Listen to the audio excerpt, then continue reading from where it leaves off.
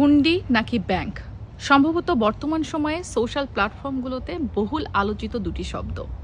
ছোট করে বলে রাখি, প্রবাসীরা তাদের কষ্টে উপার্জিত বৈদেশিক মুদ্রাগুলো যখন রেমিটেন্স হিসাবে দেশে পাঠায়, সেগুলোই কিন্তু বাংলাদেশ ব্যাংকের রিজার্ভ হিসাবে জমা হচ্ছে। এখন প্রবাসীদের এই জিনিসটা কিন্তু খুব বেশি মাথার মধ্যে কাজ করছে যে রেমিটেন্সগুলো তারা দেশে পাঠাবে না।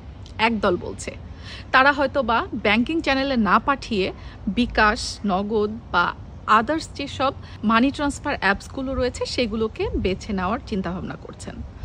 এই যে বিকাশ, নগদ কিংবা যে মানি ট্রান্সফার অ্যাপসগুলো রয়েছে সেগুলোও কিন্তু ব্যাংকিং চ্যানেলেরই একটা অংশ। আপনি যখন এগুলোর মাধ্যমে টাকা পাঠাবেন, এটাও কিন্তু ব্যাংকিং চ্যানেলের মাধ্যমে রেমিটেন্স হিসেবেই বাংলাদেশে যাচ্ছে এবং বাংলাদেশের রিজার্ভ হিসেবে সেটা জমা হচ্ছে।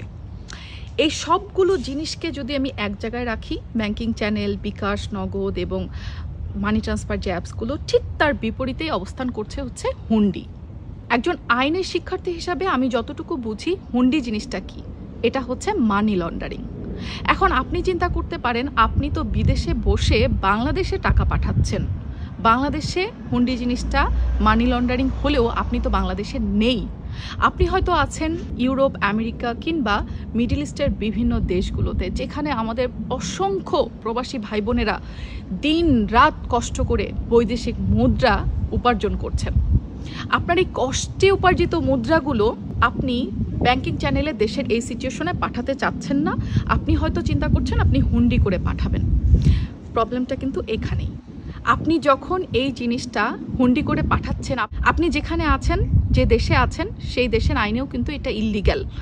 আর আপনি যখন এটা সোশ্যাল প্ল্যাটফর্মে আপনার ডিজিটাল ফুটপ্রিন্ট রেখে যাচ্ছেন, যে আপনি হুন্ডি করে পাঠাচ্ছেন বা পাঠাতে অন্য কাউকে উদ্বুদ্ধ করছেন, সোশ্যাল প্ল্যাটফর্মগুলোতে হয়তো পোস্ট দিচ্ছেন, বিভিন্ন গ্রুপে লেখালেখি করছেন আপনি, কিংবা আপনি কোনো একটা ভিডিও বানাচ্ছেন, শর্টস বানাচ্ছেন, যে টাকা আপনি হুন্ডি করে পাঠাতে চান, এটাকেই কিন্তু ডিজিটাল ফুটপ্রিন্ট বলে। যে ডিজিটাল ফুটপ্রিন্টটা পরবর্তীতে সে দেশের আইন অনুযায়ী আপনার এগেনস্টে ব্যবহৃত হতে পারে।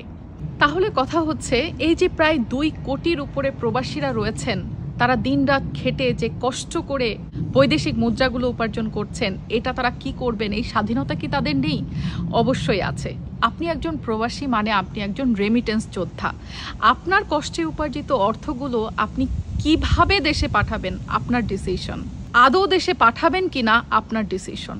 সর্বোপরি এখন রেমিটেন্স দেশে পাঠাবেন কিনা সেটাও আপনার decision. Just be careful about digital footprint. যে দেশেই থাকুন না কেন, সেই দেশের আইনকে সম্মান করুন, ভিডিওটা শেয়ার করুন, নিজে সতর্ক হন এবং অপরকেও সতর্ক করুন।